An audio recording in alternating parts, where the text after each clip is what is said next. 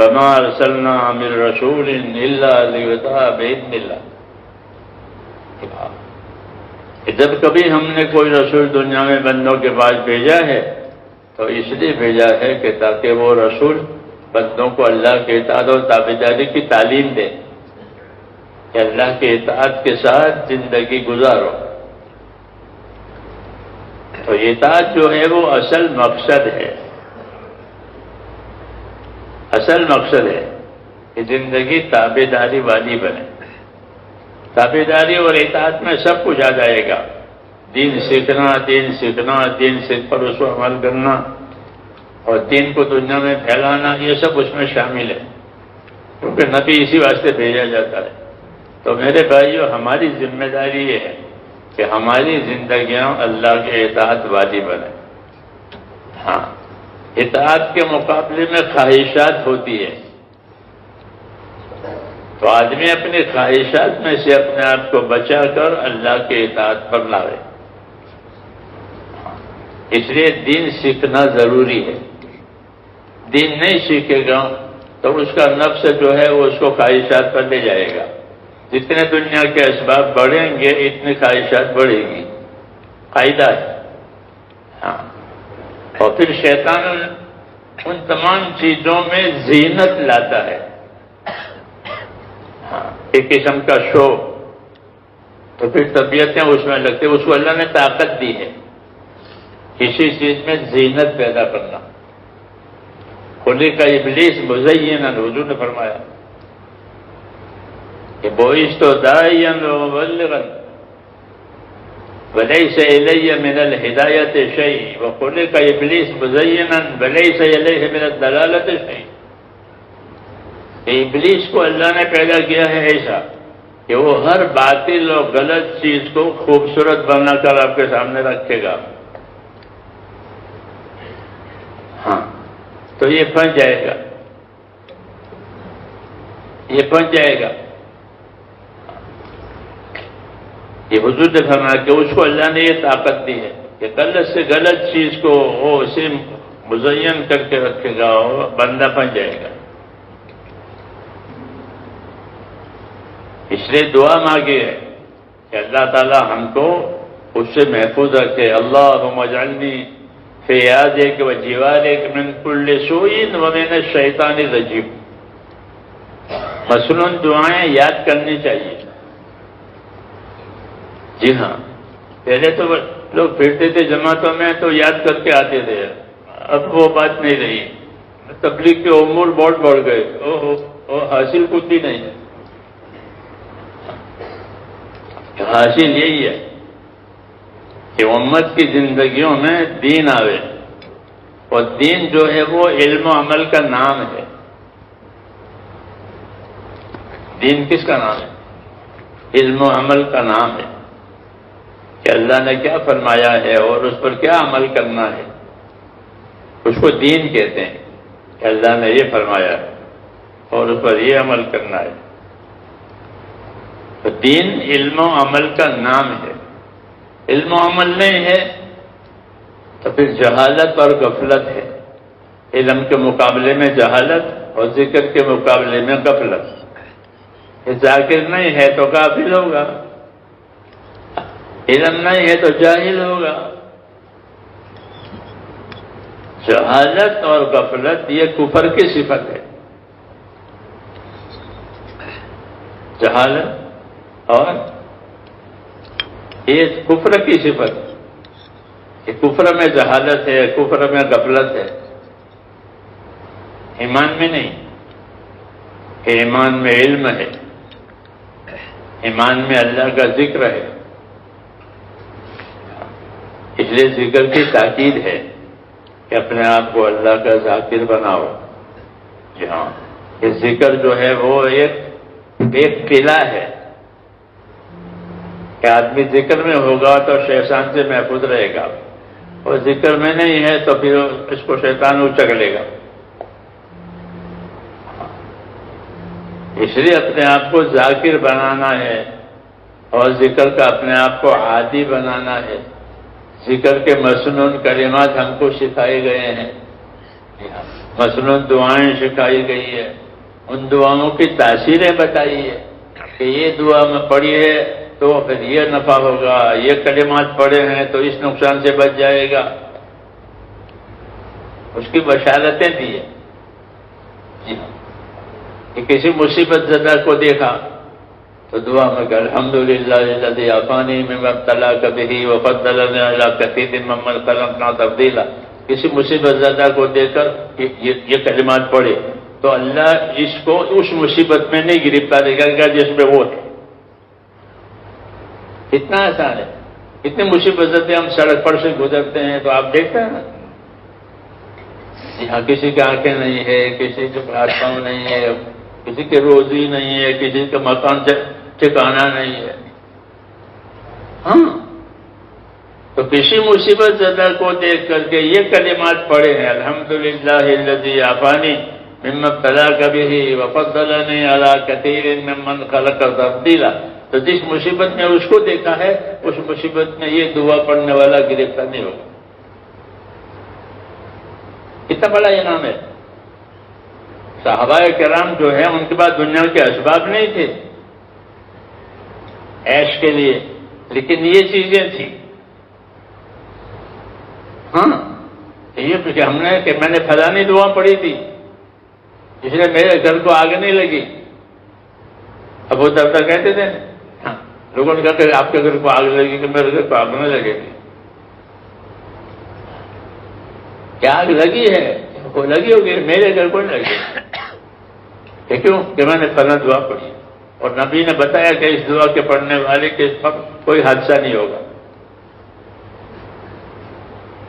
تو آخرت کی نجات کے لیے بھی اور دنیا کی سلامتی کے لیے بھی ہم کو نبی کے طریقے دیے گئے، نبی کی سنتیں دی ہیں۔ ہاں عبادت میں بھی، رہن سہن میں بھی، ہر چیز میں بھی تو وہی ہماری اصلی چیز ہے۔ اس لیے نبی پر ایمان لانا، نبی کی سنتوں کی پیروی کرنا، نبی کی سنتوں کو سیکھنا یہ ضروری ہے۔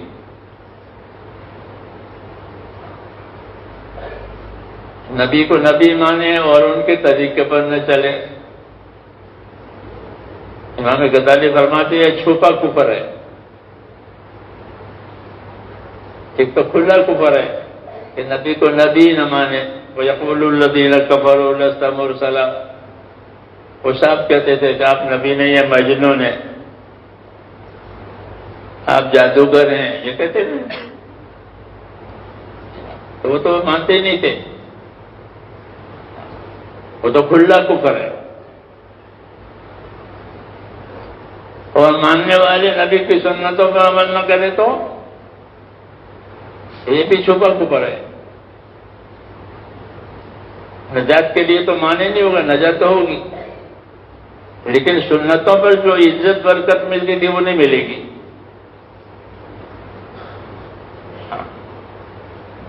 اسے ہمارے بزرگ فرماتے ہیں کہ نبی صلی اللہ علیہ وسلم کی سنتوں کو سیکھو، آسان آسان سنتوں پر پہلے عمل کرو۔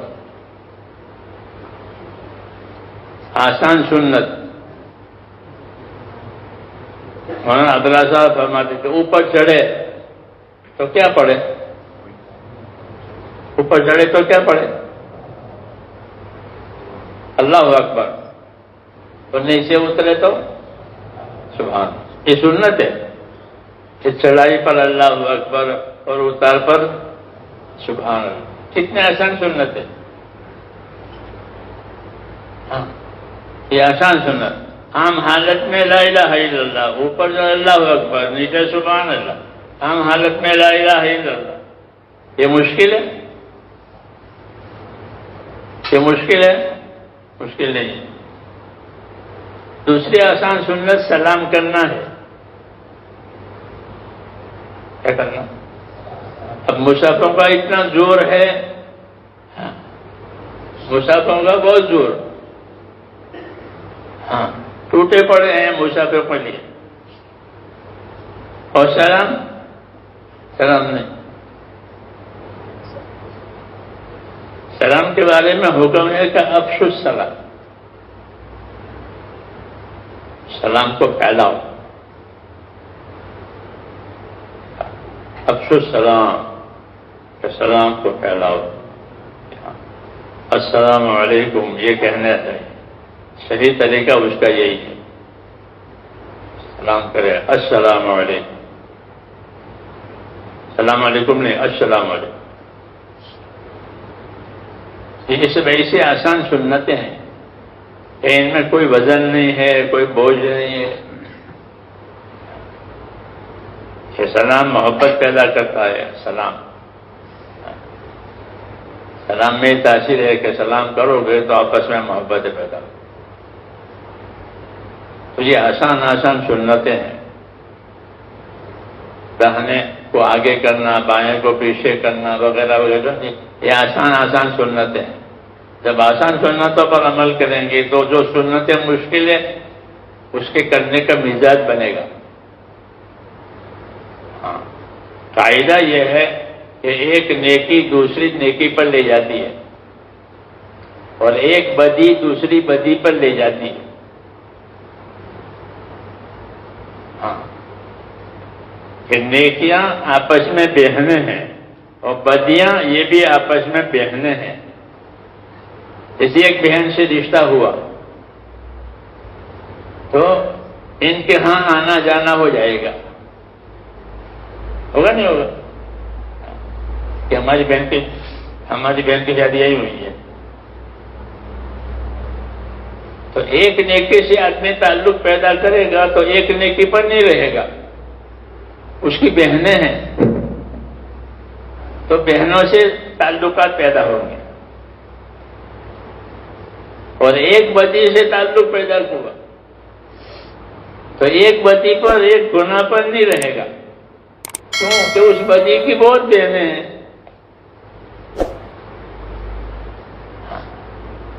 اس لیے کہتے اپنا تعلق نیکیوں سے کرو. اپنا تعلق نیکی سے کرو. کہ نیکی کا انجام، نیکی کا نتیجہ بہتر ہوگا. ہاں، اور اپنے آپ کو بدی سے بچاؤ کہ بدی کا انجام برا ہوگا. اصول ہے اللہ تعالیٰ کا کہ بدی کا انجام برا اور نیکی کا انجام اچھا. اس لیے حضور صلی اللہ علیہ وسلم نے ہم کو یہ چیزیں بتائی ہیں. اس لیے اس کو یاد کرنا اور اس کو اپنی زندگی میں لانا یہ زندگی کی اصلی کمائی ہے. کہ زندگی عمل کے لیے دی ہے اور دنیا کو دارالعمل بنایا ہے. زندگی عمل کے لیے دی ہے اور دنیا دارالعمل ہے. جیسے بازار ہے کہ بازار وہ مال کی جگہ ہے، مال چاہیے تو وہاں جاؤ، وہیں سے مال ملے گا. ایسا عمل کہ عمل دنیا میں ہوگا. دنیا کی زندگی ختم ہو جائے پھر عمل نہیں ہوگا، پھر عمل کا دروازہ بند ہو جائے گا. تو عمل یہاں ہوگا، عمل یہاں ہوگا. ایک بزرگ کسی قبر پر سے جا رہے تھے تو ان کو کشف ہوا، یعنی اندر کی حالت معلوم ہوئی کہ اندر ایک بزرگ ہیں وہ روزانہ کتنے قرآن پڑھتے ہیں اندر قبر میں. تو انہوں نے کہا کہ تم تو بڑے مبارک ہو، یہ جو قبر میں قرآن پڑھتے ہو. کہ مجھے قبر پر قرآن پڑھنے کا کچھ بھی نہیں ملتا. کیوں کہ دنیا میں جو عمل کرے اس پر ملے گا. وہ تو عمل کا دروازہ بند ہو گیا ہے. تو اب میں قبر میں پڑھتا ہوں، مجھے اس میں کچھ نہیں ملتا. وہ تو وہاں پڑھتا تھا اس کا ملتا ہے، یہاں میں پڑھتا ہوں مگر مجھے کچھ نہیں ملتا. کیونکہ وہ عمل کی جگہ بھی نہیں ہے، وہ تو بدلے کی جگہ ہے. اس لیے دارالعمل اور دارالجزا دو الگ الگ ہے. ایک دارالعمل ہے، ایک دارالجزا ہے. یعنی بدلہ لینے کی جگہ اچھا یا برا، اور ایک عمل کرنے کی جگہ اچھا یا برا، وہ دارالعمل ہے. اس لیے دنیا قیمتی ہے. دنیا کیا ہے؟ پیسے وہ مچھر کے برابر، بچت کے پر کے برابر بھی نہیں ہے، وہ الگ بات ہے۔ وہ دنیا قیمتی ہے، کیوں کہ جو عمل ہوگا وہ تو یہی ہوگا۔ یہاں باہر جب دنیا کے بعد پھر ایک سبحان اللہ بھی کوئی نہیں کہہ سکے، اور کہے تو کچھ ملے گا بھی نہیں۔ اس لیے اس زندگی کو قیمتی بنانے کی ہم کو تاکید دے گا، اپنی زندگیوں کو قیمتی بناؤ، اس کو ضائع نہ کرو، اور یہ قیمتی بنے گی دین کا اتباع کرنے سے، کہ ہم اپنے آپ کو دین کے تابع کریں، دین کو سیکھیں۔ سب سے پہلے ایمان اور عبادت ہے کہ اپنا ایمان صحیح کریں، ایمان میں قوت پیدا کریں۔ ایمان کی محنت سے ایمان میں قوت پیدا ہوتی ہے، اور ایمان کی قوت آدمی کو حرام سے بچاتی ہے۔ ہاں، حرام سے بچنے کے لیے ایمان کی قوت چاہیے۔ جب ایمان میں قوت آئے گی تو پھر اپنے آپ کو حرام سے بچائے گا۔ اس لیے ایمان میں قوت پیدا کرائی جاتی ہے، محنت مجاہدے کرائے جاتے ہیں تاکہ ایمان میں قوت آوے، یقین آوے، خدا کا خوف آوے۔ تو پھر کرنے کی کرے گا، نہ کرنے کی نہیں کرے گا۔ اس لیے یہ محنت کرنے کی جگہ ہے، اپنے آپ کو بنانے کی، اپنے آپ کو عمل کرنے کی، یہ ہم کو جگہ دی ہے۔ اس لیے اس کو غنیمت سمجھے اور اس کے طریقے سیکھیں جو رسول صلی اللہ علیہ وسلم نے ہم کو دیے ہیں، تاکہ طریقے کے مطابق جو عمل ہوگا وہ قابل قبول ہوگا۔ طریقے کے خلاف کوئی چیز ہوگی تو اسے کوئی ذمہ داری نہیں۔ اس لیے سیکھنا بھی ہے اور صحیح سیکھنا بھی ہے۔ اللہ تعالی ہمیں اس کی توفیق عطا فرمائے۔ اللہم صلی وسلم وبارک علی سیدنا محمد النبی الأمی وآلہ وصحبہ اجمعین۔ ربنا اننا آمنا فاغفر لنا ذنوبنا وقنا عذاب النار۔ اللہم ان قلوبنا ونواسینا وجوارحنا بیدک لم تملکنا منها شیئا فإذا فعلت ذلك بنا فكن أنت ولينا واهدنا إلى سواء السبيل۔ اللهم كن أنت ولينا واهدنا إلى سواء السبيل۔ اللهم سلمنا لرمضان وسلم رمضان لنا متقبلا۔ اللهم سلمنا لرمضان وسلم رمضان لنا متقبلا۔ ربنا آتنا في الدنيا حسنة وفي الآخرة حسنة وقنا عذاب النار۔ وصلى الله تعالى العزة عما يصفون۔